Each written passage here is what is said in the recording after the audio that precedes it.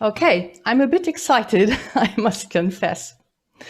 Well then, dear members of Everest with U3A, welcome to my talk on Worpswede, the famous artist colony in northwest Germany. Before I start with the actual lecture, I would like to make 2 remarks beforehand. I prepared this presentation especially for this occasion. And apart from what I will tell you during the next 50 minutes, I don't know much about Worpswede. Hence, I might not be able to answer all the questions you will ask afterwards. I just wanted to tell you something about the region where I currently live. This is my first lecture in English. Please bear in mind that I have lived in Germany for more than 50 years and that unfortunately I don't have many occasions to practice English. Therefore, I will read the text instead of speaking freely. I am optimistic that I will succeed in making myself understood, and I hope that you will enjoy our trip to Worpswede. Let's go. Worpswede welcomes us with the bronze of humor, which Bernhard Höttger, we will meet him later again, carved out of stone in 1914. It stands for positive attributes that are important to humans: to be good, to love joy, to have hope and humor, and to never give up faith in ourselves. It is located in the public space and can be freely visited.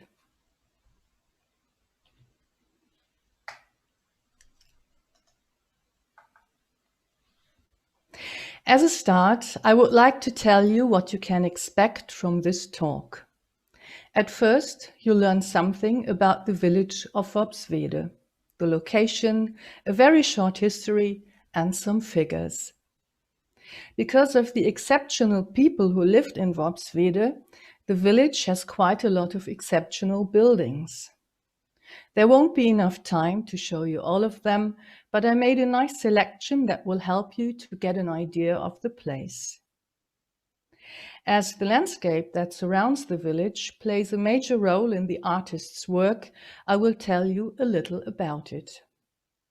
Then you will hear the story of the artist community, which made Worpswede famous to this day.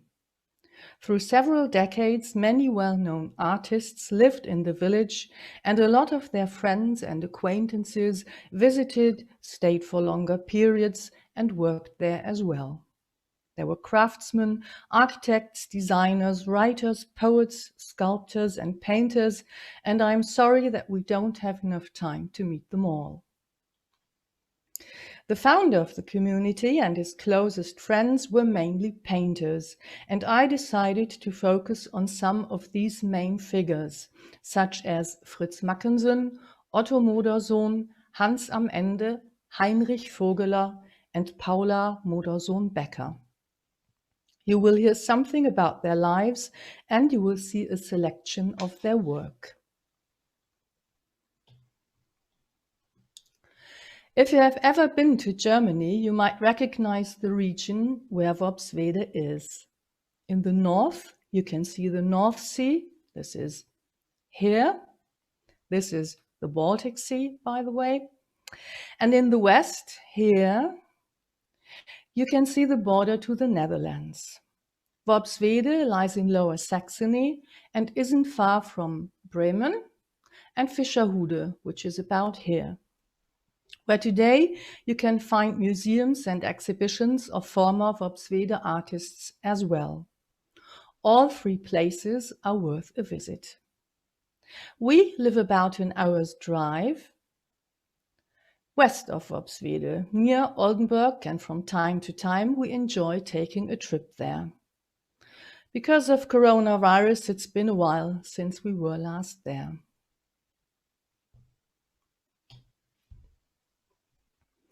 The oldest evidence of settlement in what is now Worpswede is an urn grave that can be dated to around 600 BC. However, researchers suspect that the area was already settled in the Bronze Age, about 2200 to 800 BC. There's another one. Okay. The highest elevation is the Weiherberg. Berg is the German word for mountain, and that is a bit hilarious because the Weiherberg has a height of about 54 meters. But it played a strategically important role in the otherwise flat and marshy area. Not only did it offer a wide view, in earlier times, settling on the so-called mountain was the only safe option because of the wet soil conditions. The 8 farms that stood there at the beginning of the 13th century belonged to 2 hostile families. Instead of fighting each other, however, each donated its property to the Benedictine monastery of St. Marien zu Osterholz, which led to the first documentary mention of the village in 1218. As you might imagine, the people in this harsh and inhospitable region lived a meager and hard working life. Due to the remoteness and difficult accessibility, there was only a small settlement in the area for centuries, until in the middle of the 18th century, the then electorate of Hanover decided to drain the moors and attract settlers on good terms. The idea was to achieve higher tax revenues through more population, to have more potential soldiers available, and thus to be able to command more state power. The idea of growth that still drives us today thus seems to be somewhat older. In the course of time, Worpswede became the center of the Moor colonies with a church, school, craftsmen, shops, markets, doctors, and pharmacists. The artists' colony was founded in 1889. In 2008, Worpswede had about 9,500 inhabitants.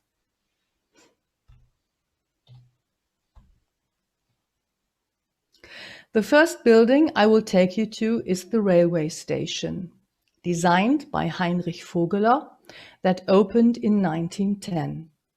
We will come back to Vogeler later. For the railway enthusiasts among us, I have specially chosen a photo with the Moor Express. Before the station was built, journeys and transports via sand roads or moorland canals were extremely arduous and time-consuming.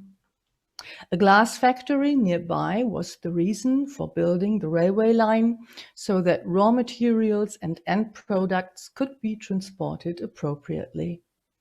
Wales and England are also very familiar with the construction of railway lines for industrial reasons, aren't they?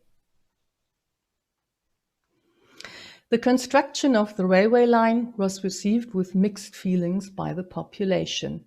On the one hand, the destruction of nature was feared. On the other hand, the better connection to Bremen was welcomed. We still experience this ambivalence today towards new achievements. It was particularly important to the Worpswede artists that the stations along the line were aesthetically designed and visually enhanced nature instead of disturbing it. Clow William Ellis formulated a similar requirement when he developed Portmeirion. Heinrich Vogeler, who was already famous at that time, received the order to design several stations along the line. He furnished the Worpswede building most lavishly in a symbiosis of Jugendstil, that is Art Nouveau, and rustic design elements. Today, we can still admire much of the original furnishings when we visit the restaurant that the station currently houses.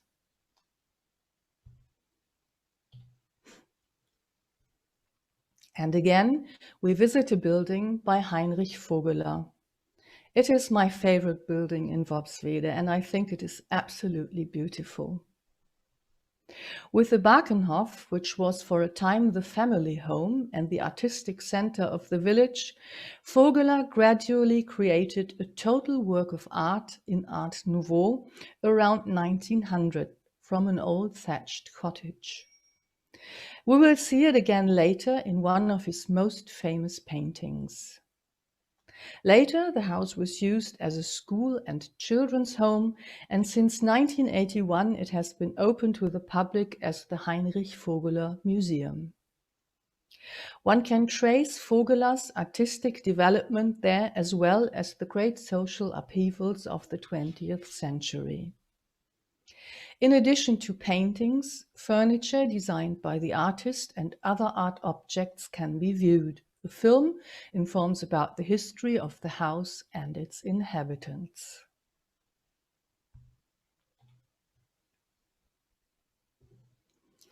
The house in Schlu, whose ensemble consists of 3 thatched cottages and contains a museum, a hand-weaving mill, and holiday flats, was created by Martha Vogeler, Heinrich's first wife. After she had parted from her husband amicably, she fulfilled her dream and bought a plot of land on which an old Lower Saxony house was rebuilt that had been dismantled in the neighboring village the year before. She lived there with her 3 daughters and at the same time created a museum and memorial for Heinrich in parts of the building. Even then, weaving, a kitchen garden, and renting out rooms contributed to the income of the women, who were also active in arts and crafts. Martha Vogeler died in 1961, and the house is still run by the family today. As in past decades, it is a place of encounter and exchange, and the owners warmly welcome guests.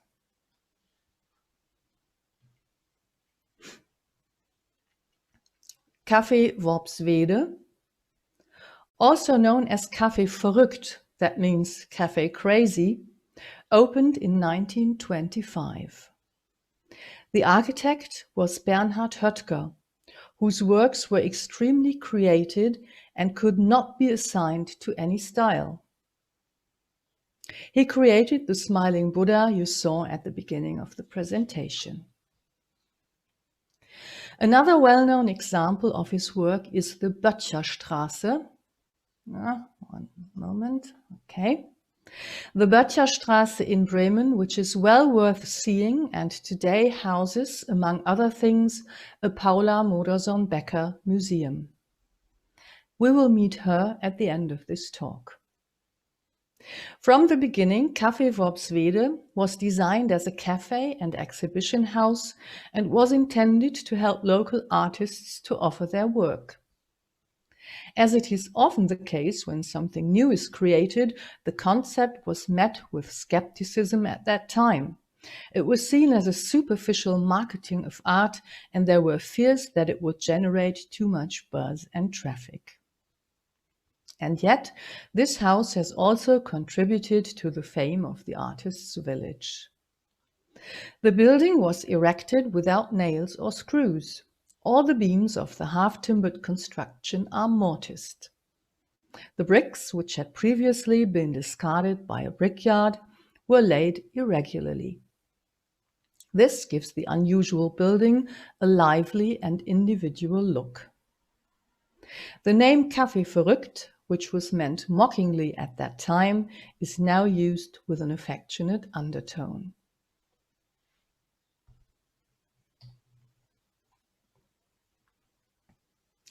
In front of the Kunsthalle, art hall in English, a sculpture by an old acquaintance greets us, Bernhard Höttger, the architect of Café Verruckt. The museum looks back on a long history.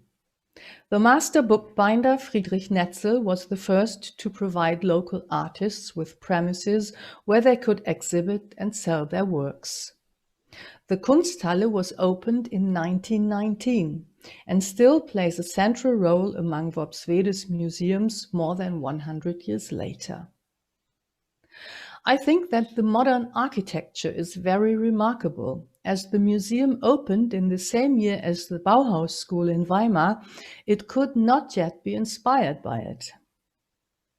After the death of the founder's grandson, the collection was transferred to a foundation in 1999, which has been running the Kunsthalle ever since, and always has financial problems. unfortunately.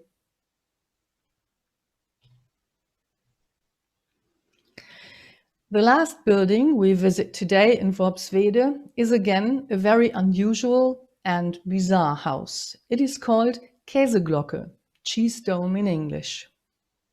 The round edifice, which today houses a museum for arts and crafts, was built in 1926 by the writer and first guide of the village, Edwin Könemann.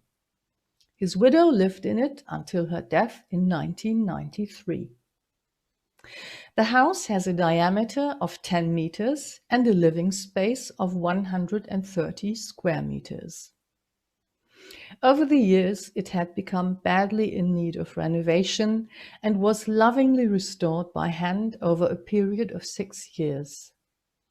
For the past 20 years, visitors have been able to view works from the fields of glass, ceramics, metal, weaving, porcelain, and furniture, including some original pieces by Vogeler and Höttger. The house and its garden also became a place of lively cultural encounters through concerts, readings, and lectures.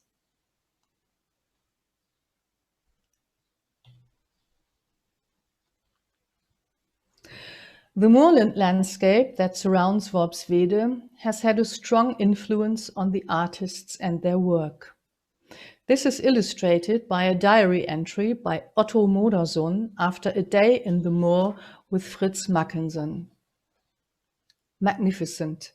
Perhaps the most beautiful day with Fritz at Weiermoor. An infinitely fine grey everywhere, which harmonized wonderfully with everything, the sheep, cows, etc. Towards evening it became almost more beautiful than in the afternoon. We both raved about it beyond measure.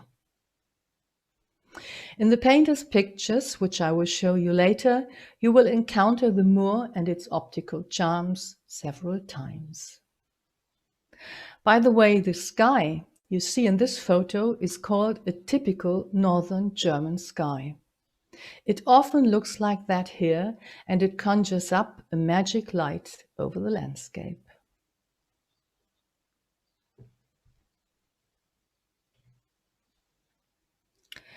And now you finally learn something about the artist's colony and get to know some of the most important figures. Fritz Mackinson, this guy, who is considered the founder of the colony, visited Worpswede for the first time in 1884 as an art student. At that time, he was studying as a scholarship holder at the Art Academy in Düsseldorf and was acquainted with a young woman who came from Worpswede. He visited her and her family there for the first time during the term break in 1884 and was immediately deeply impressed by the landscape and the simple way of life of the moor farmers. He visited the place 2 more times before joining the army. In July 1889, he returned together with his student friend and colleague Ottomodazone, this guy.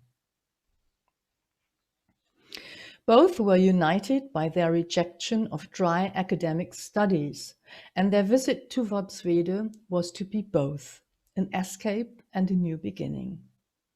They spent their days exploring the country and its people and, above all, painting. In August 1889, a third young painter arrived in the village, Hansen Enders, another friend and colleague of Mackinson. He's not to be seen in the picture. After much deliberation, the group decided at the end of August to spend at least the winter in Worpswede. The rest is history. The decision was seen as redemption. Ottomodazone wrote, "We are totally enthusiastic. Away with the academies, down with the professors and teachers. Nature is our teacher, and we must act accordingly." At the end of October, Modazone and Enders went to Paris for 1 week. Mackinson had been to the art metropolis earlier. What they saw strengthened them in their chosen path. Even if the painters had different ideas and idols, they were united by the motto "Back to Nature," similar to the group of artists that had settled in Barbizon near Paris 50 years earlier, and had set a precedent by turning away from salon painting towards open-air painting. Well-known representatives included Théodore Rousseau, Jean-François Millet, and Camille Corot. As I recently heard, thanks to Elinit, there was a similar artists' colony in Battersea-Coed around the same time as in Barbizon. I must confess that I didn't know that before. The Worpswede painters were more concerned with spiritual orientation towards nature and country life than with painting style and technique. Gradually, more and more artists joined the group. In 1892, Heinrich Vogeler came and stayed. Heinrich Vogeler is this guy, clearly younger than the others. The group grew to 6 members, and in 1895 the first exhibition of the Worpswede artists took place in Bremen. It was a great success and was invited to Munich, where it became a real triumph. Mackinson received a large gold medal and an honorary prize of 3,000 Deutschmarks. That must have been worth quite a lot back then, and it was a great stroke of luck for the artists who until then had led a very poor and modest life. This was the beginning of the Worpswede artists' triumphal procession. Invitations to exhibit came from all over Germany and Europe. At that time, the group was run like a small cooperative. Vogeler inherited money from his parents, which he used to buy the Bakkenhof. Perhaps you remember, it's the beautiful white villa with the flight of steps that I've already shown you. The artists pursued their respective careers and slowly began to drift apart. Having served the group well in the beginning, the association became a burden with the increasing commissions and duties that came with it. And so it was dissolved in 1899. Paula Becker had already been a guest in Worpswede for the first time in the summer of 1897. In May 1901, she married Ottomodazone, and the year became a year of rich joint creation for the couple. They valued each other's work and encouraged and supported each other. In addition to other artists, students also were attracted by Worpswede. Mackinson and Modazone taught women, who at that time did not yet have access to the art academies. Several well-known female artists emerged from this group, such as Hermine Overberg-Rothe and Clara Rilke-Westhoff.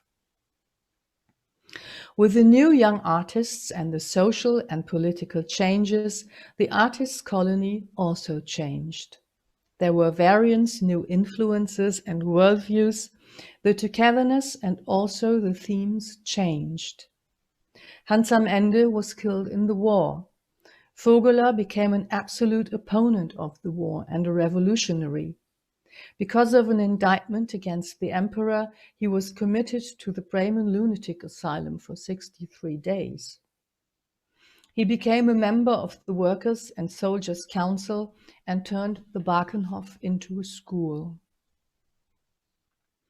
The once popular Art Nouveau artist caused a fierce uproar among the village population, and his former colleagues publicly distanced themselves from his communist activities.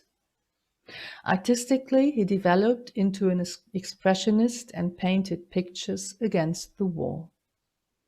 The school failed and Vogeler sold the Bakkenhof, where a recreation home for war orphans was established. In 1931, he went to the Soviet Union and died in Kazakhstan in 1942. The progressive and controversial artistic approaches, for which there was always plenty of room in Worpswede, fell victim to the National Socialism. Some artists fled, others were banned from painting and exhibiting, and by 1938 Worpswede's art was nothing but history. Only Mackinson's work was celebrated as the epitome of German culture, while the paintings of Paula Morrison, Becker and others were branded as degenerate art. Today, around 130 artists still live and work in Worpswede, but they are unable to match the great successes of their predecessors. And so, in addition to being an artist's colony, Worpswede is a large museum and testimony to past times, a meeting place for art lovers and well worth a visit.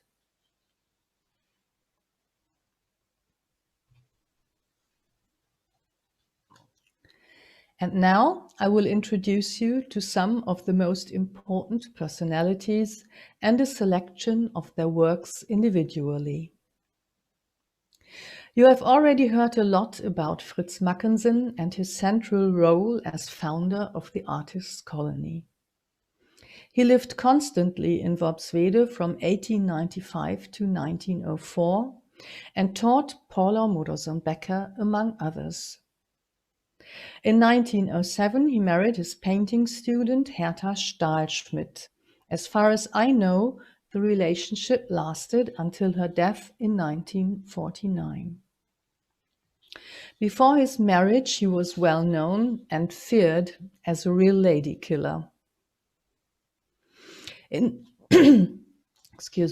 1908, he took up a professorship at the Weimar Art Academy, becoming its director in 1910.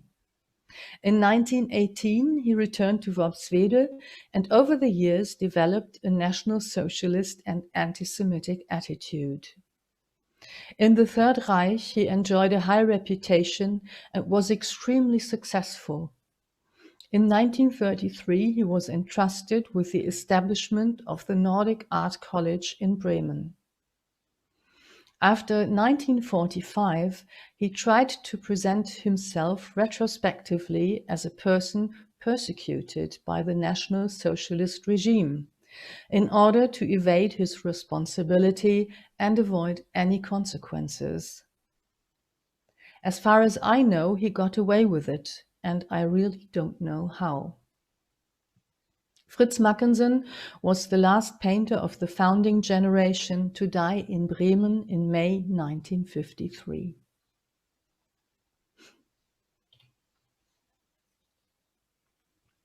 Some of the pictures I will show you are unfortunately a bit blurry. This is because their representation on the internet and the screenshots I took of them were very small.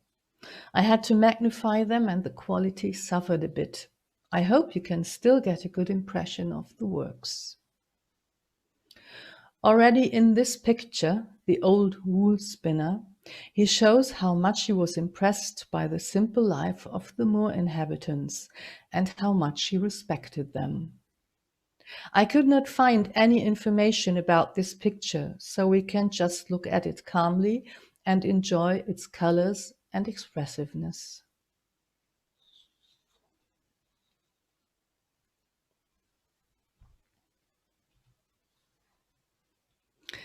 The painting Gottesdienst im Freien, Service in the Open Air, which at 285 by 430 centimeters is described as a monumental painting and which he completed in 1895, established the success not only of the painter, but of the entire group of artists. It shows the inhabitants of a neighboring village absorbed in prayer during a church feast. Their simple houses can be seen in the background. In this painting, Mackinson again expresses how much he was impressed by the simple life of the moorland dwellers, and it was considered a good example of völkisch, that is racial, art in the times of National Socialism.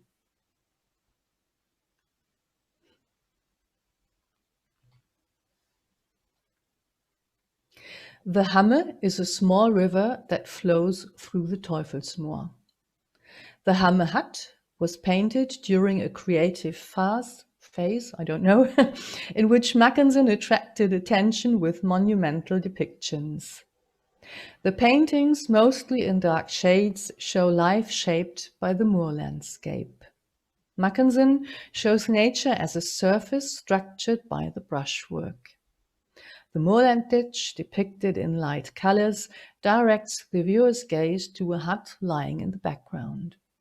The sails rising behind the building indicate the course of the Hammer, the main traffic route of the area, which served to transport the cut peat.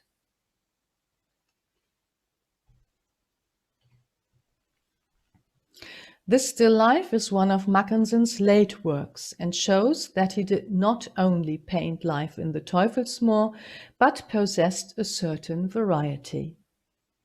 The warm colors and the selection of lush flowers strike me as cheerful and exhilarating, and at the same time less profound than his moorland paintings.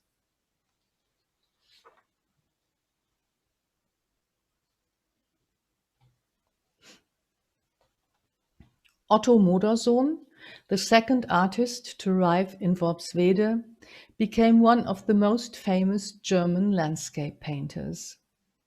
As we have already heard, he revolted against academism and left first the Düsseldorf and then the Karlsruhe Art Academy to create his work according to his principles of simplicity, intimacy, and inwardness. The personal and individual freedom of an artist was an important concern for him. The sensitive artist was married 3 times. He lost his first 2 wives through premature death. For the last 7 years of his life, he was blind in one eye, but this did not stop him from painting. He spent this time in beautiful Fischerhude, not far from Worpswede, where today you can visit the Ottomodazone Museum and where his grave is also located.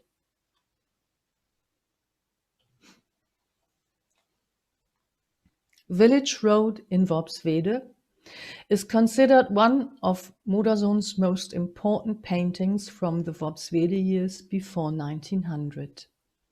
It was first exhibited in Berlin in 1897, and after many stations and owners, it finally landed in Fischerhude in the Ottomodazone Museum in 2007, 110 years later.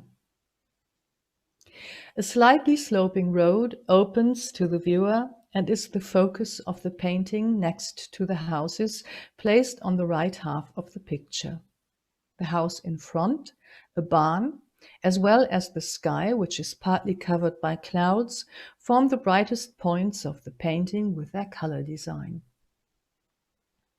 The rotten state of the barn, the wooden fence along the path, as well as the chickens and the clothing of the figures underline village life and its everyday life in addition to the rural scenery.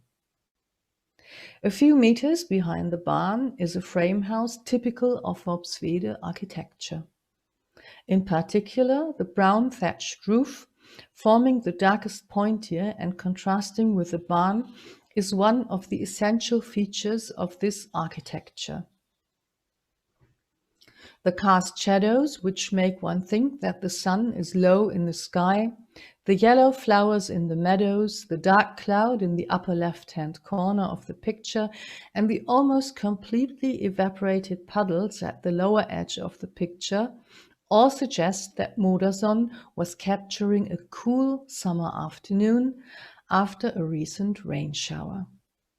When I look at the painting, I can still smell the fresh air.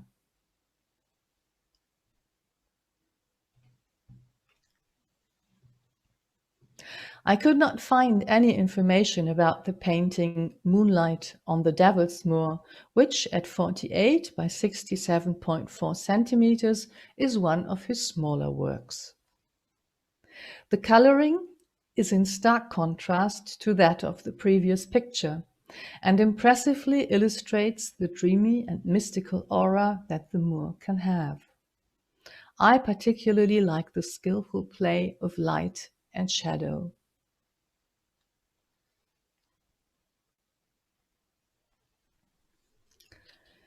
The duck house, or more likely a successor, shown in this picture still exists today. You can see it in Fischerhude if you hike through the Wümme lowlands. Wümme is the river you can see in the picture, which is highly recommended, by the way. In this painting, we find everything combined that makes up Modersohn's art: landscape, seasons, moods, light, colors, and reflections, this time brought to the canvas with a light stroke.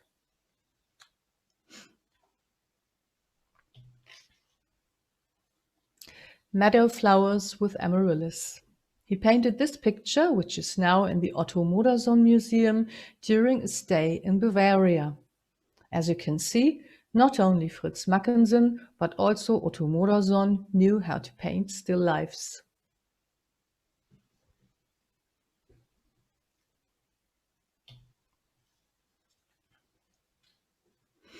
Hansen Enders studied at the Royal Bavarian Academy of Arts in Munich and at the Grand Ducal School of Art in Karlsruhe before his friend Fritz Mackinson lured him to Worpswede in 1889. He too wanted to live in harmony with nature and make the rural world the subject of his painting. With the serenity of the bright colors, the atmospheric density, and the depiction of an intact world, his paintings were attributed a closeness to Impressionism.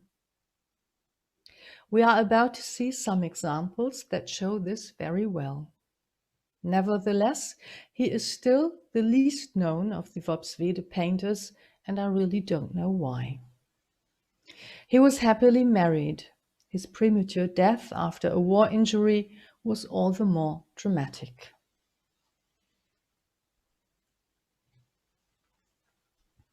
The Mill, an etching measuring 42 by 75.5 centimeters, dated from his time before Worpswede and stands in stark contrast to the two paintings you are about to see. I could not find any information about it, but due to the architecture of the windmill and the farmhouse, we can assume that the objects were located in northern Germany.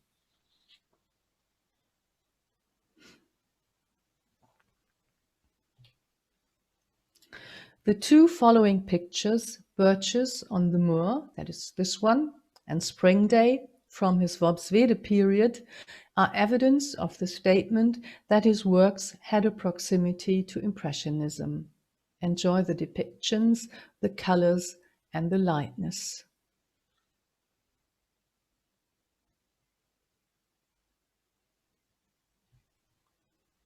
This is Spring Day.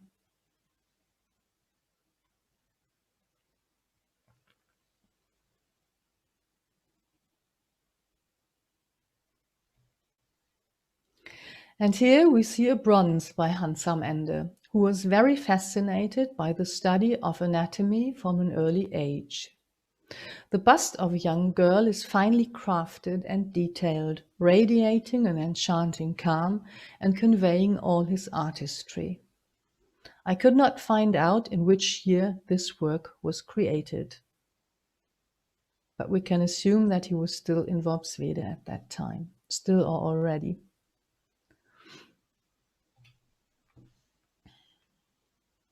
You have already heard a lot about Heinrich Vogeler's life. He was not only a painter and graphic artist, but also an architect, designer, educator, and writer. So he was certainly one of the most versatile Worpswede artists. He became one of the most important representatives of German Art Nouveau and received great national and international recognition. He received commissions for book illustrations, designed interior and exterior architecture, cutlery, crockery, furniture and jewelry, and even founded his own furniture factory.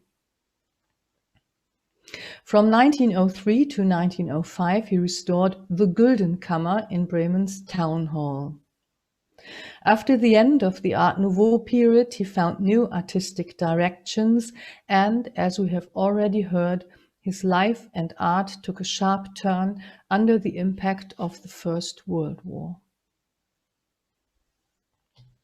And this is the Gulden Kammer, golden chamber, for which Bremen is often envied. The chamber was built as early as 1595. Vogeler designed it at the beginning of the 20th century as a total work of art in the Art Nouveau style. It is located in the beautiful UNESCO World Heritage Site of Bremen Town Hall.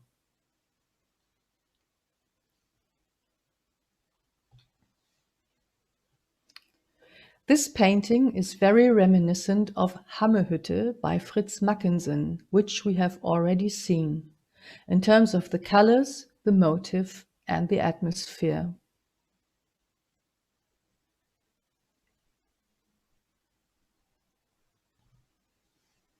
And now we come to one of his most famous paintings, Summer Evening, a masterpiece of Art Nouveau for which he received a prestigious award. It shows a concert on the terrace of the Bakkenhof and depicts his wife Martha as the central figure on the stairs, gazing thoughtfully into the distance. The dog in front of her is a Russian greyhound. The writer Rainer Maria Rilke, with whom Vogeler had fallen out due to his pathological narcissism, is missing. In fact, he removed him from the painting afterwards. Vogeler, half hidden on the far right, is depicted playing the cello. His brother-in-law and his brother are playing music with him. On the far left, we see Paula Modersohn Becker, that's the lady with a bun, with two other painters and her husband Otto in the background.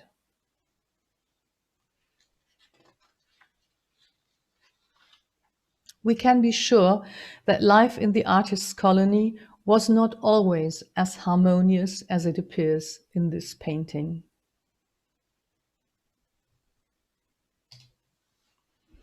And here you can see some examples of Vogeler's furniture in the Art Nouveau style. In the beautiful Rilke Café in Fischerhude, you can sit on chairs designed by him and enjoy delicious cake.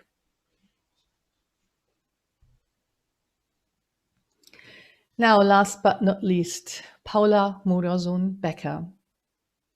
I think she was the most famous female painter that lived in Worpswede. Today, she is regarded as one of the most important representatives of early Expressionism. During her lifetime, her work was hardly noticed. Her aims of simplifying form and giving meaning to her works through color were still largely met with incomprehension and rejection at that time. Her husband Otto wrote about it in a letter to an aunt in 1902. I am really surprised by Paula's progress. If she continues to develop in this way, I am sure that one day she will be able to achieve something very fine in art.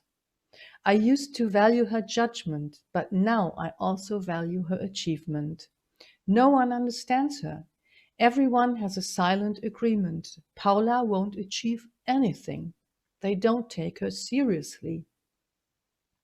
In silence, she will continue to strive and one day amaze everyone. I look forward to that. I think this is a typical woman's fate at that time. Unfortunately, she did not live to see her fame. Paula was an emancipated and independent woman. She spent numerous study visits alone in Paris. Her pursuit of personal and artistic freedom was a challenge for her marriage to Otto, and there were some ups and downs, separations and reunions. But he loved her so much that he accepted everything she needed to lead a happy life. In 1907, she gave birth to their daughter Mathilde and died of an embolism 3 weeks after the very difficult birth. In her short life, she created 560 paintings and more than 1,000 drawings. Some of these can be admired today in the Paula Modersohn Becker Museum in the Böttcherstraße in Bremen.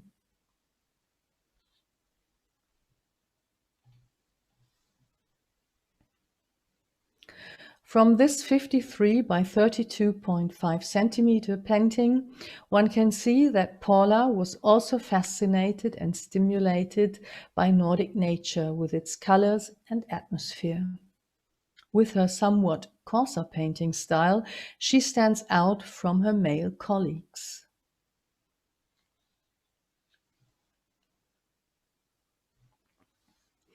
In the following, I will show you 3 more paintings by her, which clearly show why she did not fit into the Worpswede art world of that time, and why she was not yet recognized.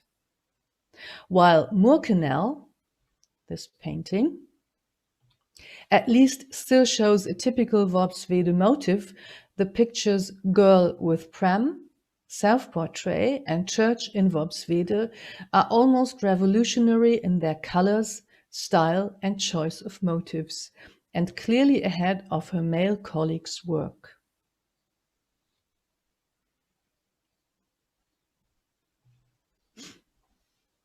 This caused a scandal at that time, as you might imagine.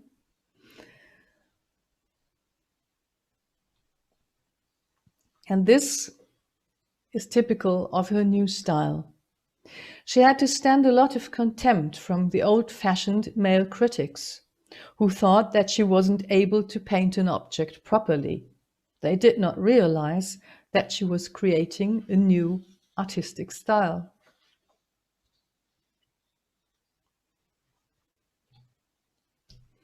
Now we have reached the end of our joint visit to Worpswede. I hope you enjoyed it and that I was able to spark your interest in the place and its history. If any of you would like to visit Worpswede and the surrounding area in the future, please feel free to contact me. And I want to say a special thank you to Ruth Owen, who helped me formulating this paper. Thank you.